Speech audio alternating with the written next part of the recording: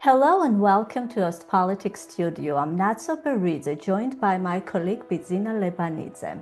Today we are discussing the ongoing military escalation around Iran, where the United States and Israel have carried out a series of strikes that have sparked intense debates, both internationally and within the United States. Since the first attacks on February 28th, the political narrative in Washington has evolved from initial claims of self-defense to broader goals such as restoring deterrence and weakening Iran's military capability. At the same time, the financial costs of the campaign and reports of civilian casualties have raised questions about how the American public views this conflict. To help us understand these dynamics, we are joined by Giorgi Khatiashvili, a doctor of political sciences at the University of Mississippi.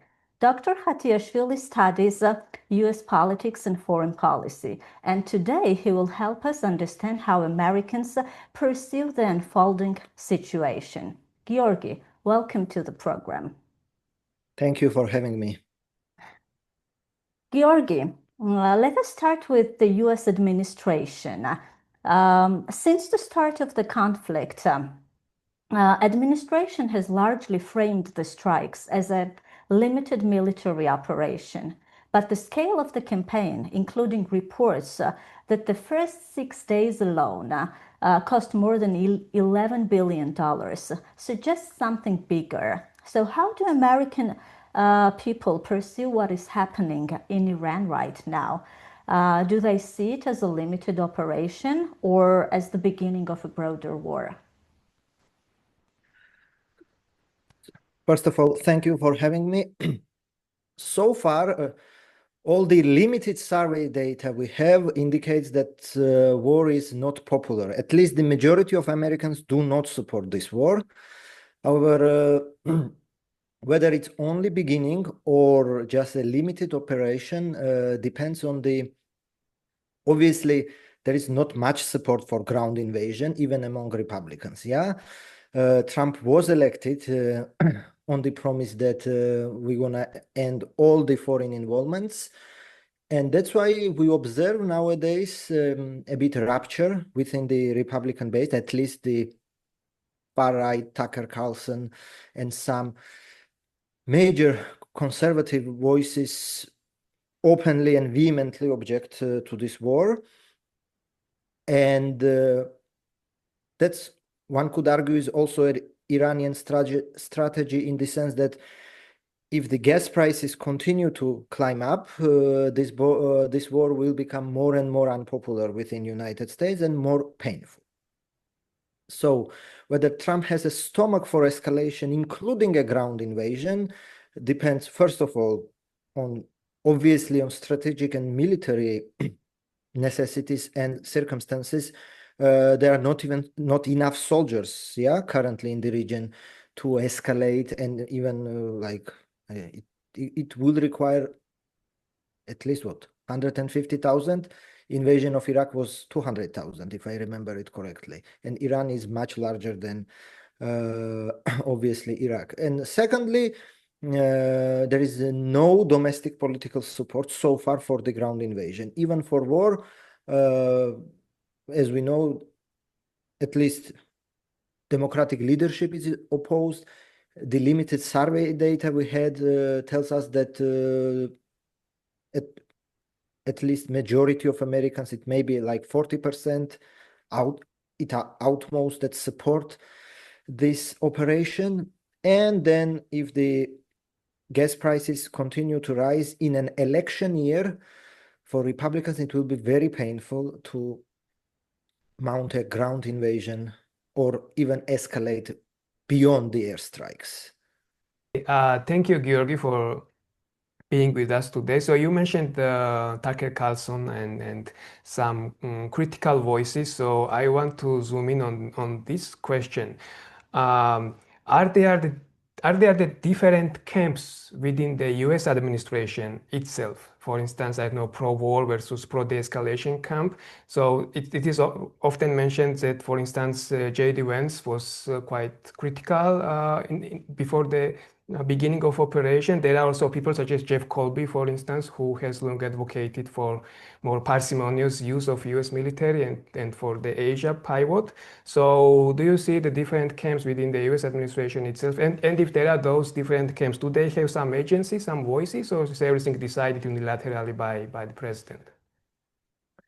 So obviously the vice president at least is silent, yeah, and he openly said that I would not contemplate about what advice I have given to the president in the Situation Room.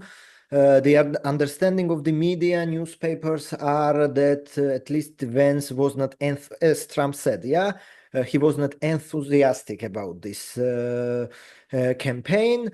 I guess it's just recent news. Some high-ranking official resigned due to objections to this operation.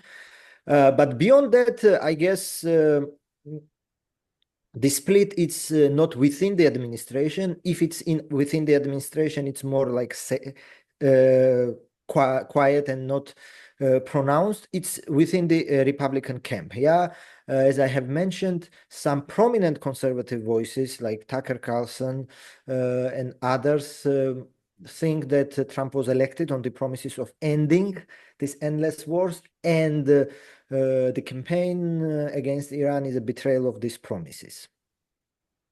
The other side obviously supports the president.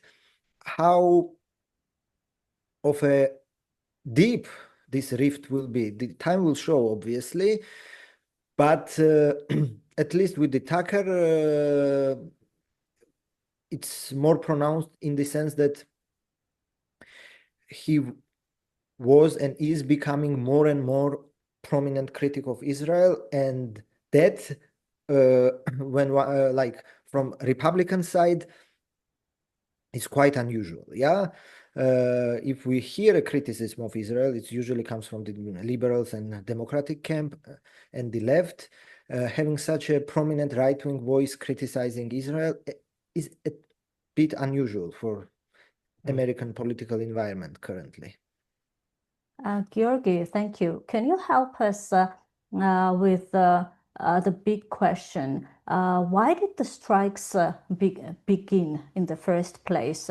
There were numerous reasons named. To name the few, at the beginning it was mentioned that the Iran itself was going to strike US bases, so it was a self-defense.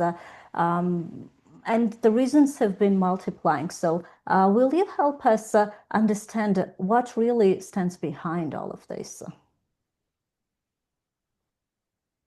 So one argument can be made that that was a preemptive strike, that they felt the threat was imminent. That's questionable. Whether the strike is preventive of preventing Iran becoming a major either nuclear or military power, argument can be made. Yeah, after the first 12-day war, Israel and United States destroyed the enrichment capacities, the air defenses. Israel decimated the Iranian proxies, Hezbollah, other Hamas, other groups. So Iran was at its weakest. At this point, military strike makes sense in terms of if you assume that the future will only strengthen Iran. This is the opportunity to strike and destroy whatever is left. So that's in IR theory, international relations theory, that's a preventive strike. You are preventing a country from becoming a powerful or a nuclear country. Whether the strike was imminent, which is a preemptive strike, I don't think so. Yeah, the argument that Iran was going to attack needs more evidence. Beyond that, obviously, President Trump initially at his first speech articulated two reasons. Yeah, One can be broadly labeled as a demilitarization, destruction of Iranian navy, ballistic missiles, army, IRCG. And secondly, broadly can be depicted as decapitation, basically annihilation of the top tier, and not only top tier, of the government leadership. So you leave country without the government, with the hope and assumption that there will be a revolution and the population will rise up. Since then, at least on the issue of demilitarization, obviously, United States and Israel has huge success in terms of destroying the navy, military targets. In terms of decapitation, obviously, as we know, the head of the state was assassinated. But beyond that, so far, we do not see the expectation that there will be popular uprising and the revolution. Obviously, as long as there are bombings, the expectation that someone will run up to the streets and overthrow the regime under the bombardment and under, I guess, explicit threat from the regime that anyone who will protest will be basically executed. So that's why recently we read in the newspapers that at least regime looks stable. Whether you decapitate or not, or depending how many layers of the regime you annihilate, what some experts and analysts call the Iranian deep state so far is functioning. And under the Iranian deep state, they mean that maybe there is no leadership, but every layer of bureaucracy knows what to do, how to do, what to execute, and they can function autonomously. And so far, I guess Iranian deep state works in that terms. Yeah, thank you, Giorgi.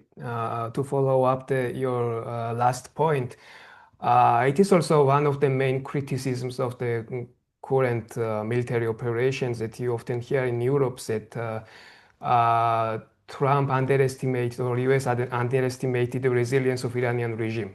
And no matter how many layers of leadership you remove, they kind of reproduce themselves.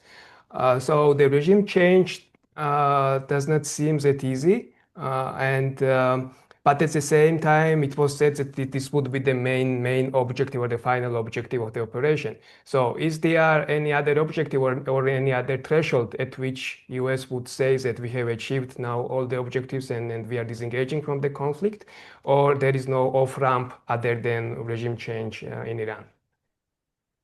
Well, United States can always declare victory and just end the operation, although, and more importantly for Israel, as long as this regime in some capacity remains, and as we know, Iran is a sworn enemy to Israel and United States, but more importantly, for Israel, because Iran has no capability so far to threaten United States, and obviously there is a huge power imbalance. The idea that Iran can be threat in any meaningful way to United States, beyond obviously destabilizing activities and some attacks in Middle East, obviously that's out of question, but it's a sworn enemy of Israel. And if Iran has capabilities, nuclear capabilities, it will be at least a huge threat for Israel. And the Israeli assumption is that as long as this regime remains in some capacity, and after surviving 2 wars, obviously the regime might decide eventually to go nuclear. Whether after 2 wars it has any capacity or capability to do so, or how long will it take, that's another question. But at least the Israeli perspective is that we need a regime change. The obvious issues that rise up are that not only how many layers of the government you can destroy, the question is that if you induce the chaos in the country, the outcome is not necessarily a popular revolution which will bring some either pro-Western Democrat, or at least the Syrian scenario, someone like Ahmed al-Shara. Yeah, maybe not that much Democrat, but at least amicable to the West. The threat here is that obviously, if you induce the chaos in the country, more radical forces can take over the country. Yeah, again, Iran is a popular country of 90 million people, and yes, there are large portion of population who is dissatisfied with the regime, but I'm sure there is some parts of the country that support the regime are even more radical. Yeah, that's even basics of political theory. No government, even the most autocratic governments, cannot rely only on coercion to remain in power. There should be, and there is, some domestic acceptance and legitimacy to any regime, maybe beyond North Korea. But so if we destroy completely the regime, there is no guarantee that popular uprising will bring the quote unquote the Democrats, yeah, in power. We might get even more radical as a leader of Iran, and then we will be basically back at the situation in which, I don't know, in 7 years, maybe another military operation, the need of another military operation arises. Giorgi, thank you. I have a question about Iran's attacks on different neighboring countries. Here in Europe, it has been largely framed as Iranian attack, and different politicians have urged Iran to stop striking the countries. How is it interpreted in the US? So obviously, some people, well, they should not be, but some people are like shocked at why Iran does that. The logic behind the strikes is understandable, yet it can be and it will be self-damaging. Iran will alienate the entire neighborhood. But beyond that, there is obvious military reality in which Iran cannot reach United States in any capacity. Yeah? It cannot strike the mainland United States. So the only retaliation, only tools and only reach for the retaliation for Iran is the neighboring countries. Yeah, and as Iran claims the American assets, but as we know, Iran strikes beyond the American assets. And the secondly, obviously, is the wreaking the havoc to the neighborhood, attacking the oil refineries, the oil infrastructure, to, again, for two reasons. First, inflict more pain. So those countries also basically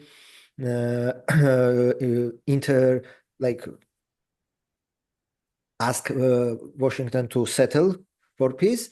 And secondly, obviously, to drive up the oil prices. Yeah, that's similarly why the Strait of Hormuz is at least not closed, as they say. Yeah, some ships pass it and some tankers pass it, but under military threat. So to drive up the energy prices, so it becomes more painful for Americans to continue the prosecution of this war.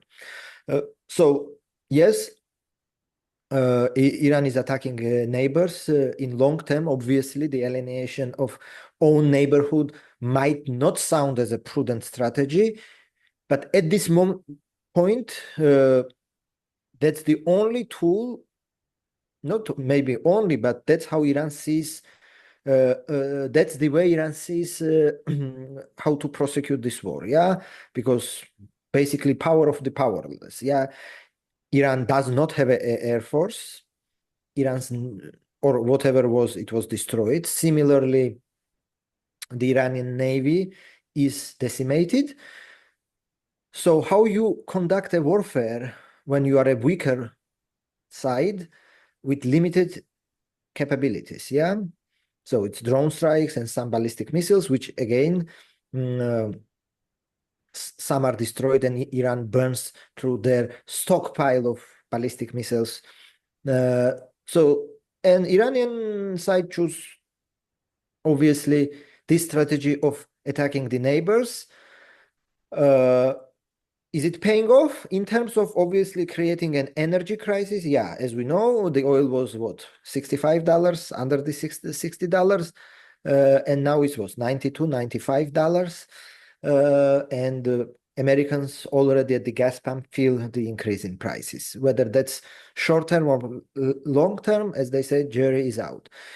In terms of making your neighbors to intercede on your behalf and asking for United States to stop the war, as we read from the newspapers, that's not happening. To the contrary, yeah, as we read, Crown Prince of Saudi Arabia basically daily urges Trump to continue the strikes and basically to decapitate and decimate Iran. Trump seems very optimistic. He makes statements about how the situation is actually good for America, for US dollar especially. Is he bluffing, or is this really good for America, for the economy of American economy? So if it's framed in terms of economy, if it's framed in terms of like security, obviously one could argue that dismantling the Iranian leftovers of Iranian nuclear program and destroying the Iranian military capabilities in long term can ensure more security in the world, in the region, and hence American security. Regarding the economy, so far, as we understand, there is at least so far, a short-term pain in terms of gas prices. In long term, yes, in long term, supposedly, yeah, if United States achieves total victory, or we have some sort of Venezuelan scenario in which United States gets to control or have some say into Iranian oil. But even in that case, I don't understand. United States actually exports more oil than it imports. Yeah, United States, for its own reason, does not need Iranian oil. Iran gives 87% of its oil to China. Yeah.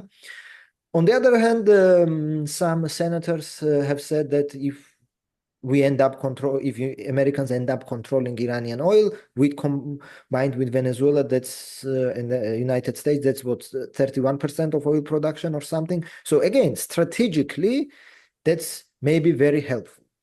In terms of like short or long-term economic gains, we need more evidence to see what long-term economic gains there can be from demilitarizing Iran. Maybe one quick question. Who do you think benefits more from this conflict, economic-wise? Which country you mean? Yeah, exactly. So, not that it benefits too much, but obviously, as we have seen recently, the temporary suspension of Russian sanctions, the increase in oil price, obviously benefits Russia. Not that it's a long-term gain, it might be also a short-term gain, and eventually the oil prices drop, and eventually sanctions may be reinstated. But so far, obviously, yes, we read all that, oh, Russia is losing an ally, Russia is not helping an ally. Well, here one could say, yes, Iran is an ally or a friend of Russia, but foreign policy, even today, is guided by, well, it's not an outdated term, yeah, balance of power. There is a limitations to what Russia can do to help Iran, yeah. Russia may oppose the operation, may share this, I don't know, intelligence, give even some weapons, but Russia will not and cannot like strike down and shot down the American and Israeli jets. Similarly, neither Europeans nor Americans shot down the Russian jets over Ukraine. Yeah, so there is limitations to power. Yeah, even to a superpower or a big power. Yeah, so in that terms, yes. The ally is decimated in that, but on the other hand, there is at least short-term windfall of money. Yeah, so at least Russia benefits. Other countries maybe who are oil exporters and are not in the Gulf may also benefit. Well, oil producers, obviously, oil companies will benefit, but those are not the states. I see. Yeah. Giorgi, thank you. Can we bring this back to the U.S. domestic politics? I'm curious about how the party politics have how the party politics have reacted to this conflict. You have already touched upon this issue and discussed how Democrats and Republicans, and even within the Republicans, how they see this conflict. But soon midterm elections are going to take place. So this has a lot of implications for the elections. Can you walk us through what those implications might be? So obviously, in this polarized environment, everything is interpreted through the lens of the partisan politics. Yeah. So Democrats are majority, at least, yeah, are opposed to this war, are saying that that's a war of choice, and we are paying the price in terms of high energy prices. Republicans, besides some conservative talk show voices, try to stand by the president. In terms of the midterms, yeah, in general, yeah, the ruling party loses the midterms. Yeah, if we from last 20 or 30 midterm elections, the ruling party lost 28 or something. Yeah, so even without the war, Republican chances of maintaining the slim, razor-thin majority within the House of Representatives was very low. If this war is not ended quickly, and obviously the gas prices, but also the reputational damage and the casualties increase, obviously it will damage Republicans. If the current administration manages to frame the ending of this conflict as a victory, depending on what the victory will be, and the gas prices are stabilized by November, at least this Iranian issue won't be a factor during the elections. So other issues will determine the outcome of the elections. We need to understand that basically foreign policy, despite obviously United States being the largest and strongest country and affecting obviously all the channels of foreign policy, is not that important for American domestically, yeah, for American voters. There are few countries Americans like in domestic debates usually is debated. One is obviously Israel. If you are in Florida, maybe Cuba is important for obvious reason. And yeah, now obviously Iran became conspicuous, but that's because of war. But usually foreign policy and foreign issues of foreign policy, especially in midterms, are not that important. Yeah, it's economy, perception, obviously a protest voting. Yeah, usually in midterms, the voters of the opposing party or those who are dissatisfied usually tend to show up in higher numbers. So altogether, whether Iran even will have an effect on midterms, it's still too early to say. Thank you. You mentioned casualties. There is already military casualties from the US side, but there are also reports about civilian casualties in Iran that has been rising, civilian casualties in Lebanon, and a lot of people who have lost their homes because they had to move to other places because of the strikes. And at the beginning of the strikes on February 28th, there was a bombing of a girls' school in Iran. Such kind of incidents are usually very unpopular during the war. How has this been covered in American media, and what kind of sentiments does it evoke in the public? So regarding the school strike, obviously the American media reports that with high certainty that it was a US missile, yeah, that struck that school. And as they say, even the Department of Defense preliminary investigation concluded it was missile. Beyond that, obviously, this issue is used by media more to ask tough questions to President Trump. And this issue and the US administration's response to this issue may become problematic in terms that whether there will be acknowledgement or not. And this can be obviously used by Democrats to pressure the administration. And so, yeah, regular and usual political infighting. Whether it has effect on the public, I have not seen the data, or like there has not been a major outcry as such. It's too early. No official finding and conclusions have been released. So in that terms, it's too early to say. But obviously, in this partisan environment, anything and everything is used by the opposition party to weaken and damage the party that is in government. Thank you. I know that most political scientists hate to make predictions about what's going to happen in the future, but could you still make an exception for us and draw a picture of the off-ramp for this conflict? What are the possible scenarios and which is most likely? So,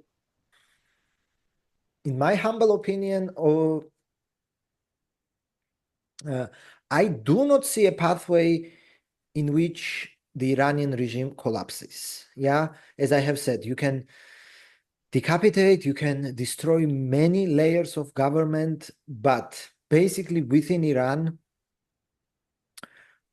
as I have and other experts have called, yeah, the Iranian deep state with its armed wing, with its political wing, is the only structured and organized faction within the country. There is no organized armed or unarmed opposition, yeah, within Iran. That's why there was a talk to arm the Kurds, to mount a ground invasion, because there is no armed opposition. All the opposition to Iranian regime is exiled, and exiles, whether they exert much influence within the country or are popular within the country, that's jury's out, it's questionable, yeah? So within the country, we have an organized, heavily armed structure, organization, bureaucracy, whether it's decimated or not, and frightened public that has to survive both bombardments and domestic repression. So I do not see how the regime collapses. And if the regime collapses, the outcome is a chaos, not some orderly liberal revolution after which I don't know, pro-Western forces come into the power. It may be civil war, it may be a huge outflux of refugees, yeah, to neighboring countries. So that's whether the regime collapses. Regarding the military operation, again, yeah, it has been made public. United States hit 6,000 targets, and you can hit another 6,000 targets. You can destroy entire military infrastructure of the regime. You can destroy civilian infrastructure, or I don't know, economic infrastructure. And as I said, you can induce the complete chaos within the country. You can destroy every government building. But the outcome, the presumption that the outcome is revolution, which brings pro-Western forces and not the chaos which may end up with civil war, may end up with more radical forces in charge of Iran, is more likely. So that's like grim scenario. Other scenario is obviously after, I don't know how long it will last, but if Iranian government still stands, or remnants of Iranian government, and there is some sort of ceasefire, United States obviously can claim a victory, can say that we destroyed military, and Iran cannot build the bomb another 15 years. But if the Islamic Republic survives, they can always also claim victory in terms that obviously Iranian government understands they cannot beat either Israel or United States. Yeah, survival is the only victory for Iranian regime. And if they survive, they always can claim that we stood firm and we basically won. So, and that's the problem, United States, what we call in international relations, a reputation cost. Yeah. And basically, if we recall the Vietnam War, yeah, what happened in Vietnam was, and what North Vietnamese openly told Kissinger many, many times, is that we are willing to sacrifice 1-2 million people, fight as long as it takes to take over the South. The question is whether Americans have the will and willingness to sacrifice another 10,000 American soldiers in defense of the South Vietnam in time when this war was immensely unpopular within the country. So basically what Vietnamese did was to outlast the Americans' willingness to fight. Yeah. And basically, obviously, eventually, yeah, we know in 73 that there was a Paris Peace Accords, and then in 75, Saigon fell. So Iranians have maybe similar calculations that they want to outlast the Trump's willingness to fight. And that will only happen if domestic, political, economic costs, because I don't think there can be a military costs. There are some, but obviously United States and Israel has immense military dominance over Iran. But if domestic, political, and economic costs become unbearable for the current administration, it may try to extricate itself from this war. And that's what Iranians are hoping. And to go back to that issue, that's why we have the attacks on the neighboring countries to basically affect the energy market and wreak the chaos. So the political cost of prosecuting this war increases. I have a quick question. You mentioned dream scenario. In our last episode, I and Bidzina were discussing Kaya Kallas's post in which she was saying that democratic Iran is the dream scenario. How possible do you think it is for Iran to emerge as a democracy out of this conflict? And this is the last question we are ending here. Well, I don't know, last 30 years, 25 years, I guess have taught us that, first of all, yeah, democracy is not the end point. Yeah, it's a process. Yeah, I think, well, I have to agree. Yeah, it's a little bit dream scenario for several reasons. First, beyond anything, in recorded 2,500 years of history of Iran. How many days from that period was Iran a democracy? Yeah, one could argue whether Mossadegh was a Democrat or not. That's questionable. But beyond that, yeah, Iran was not democracy even for a single day. Yeah, maybe it was obviously less repressive, more repressive, but Iran was under autocracy. So the idea that at least you can just transform a country into democracy in one day obviously that's not going to happen. We'll learn that hard way, obviously.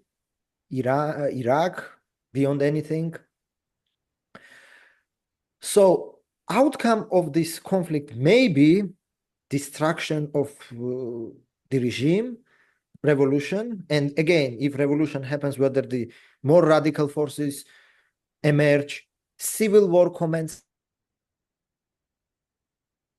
or some pro-Western forces come to power, that I guess if we over, then pro-Western forces take over. But even if pro-Western forces take over, doesn't necessarily mean it will be a democracy in the sense that European Union understands it. Yeah, Venezuelan scenario, as we have seen under the Delcy Rodriguez, is okay. It's still a Bolivarian government. Maybe yes, some political prisoners are released, but it's still a Bolivarian government with same repressive apparatus, same police force, same security forces. So the idea that the government that is entrenched within the country for 47 years, which stood 8 years of war with Iraq, which stood 20, 30 years of one of the most strict sanctions regime on earth, which stood several domestic upheavals, has huge security apparatus, will just like disappear, and we bring in some pro-Western Democrat in charge of Iran, and that will disappear. That's not going to happen. Yeah, Iraq taught us. Yeah, eventually all these dissatisfied Ba'ath party members ended up in ISIS. Yeah. So democracy is, in terms of like Western understanding of democracy, in my humble opinion, is the least likely scenario that there will be a democracy in Iran. Yes, there might be less repressive regime if by some means United States and Israel succeeds in completely removing this regime and helping installing some other regime. Yes, there will be less repressive regime, but we have learned it over and over again. Yeah, democracy is a process, not the outcome. You cannot say that, yeah, today I'm a democracy, so it's a fixed effect and it will never change. Democracy is an arduous process, and Iran may embark on a democratic path, but even chances of this is highly unlikely from current standpoint.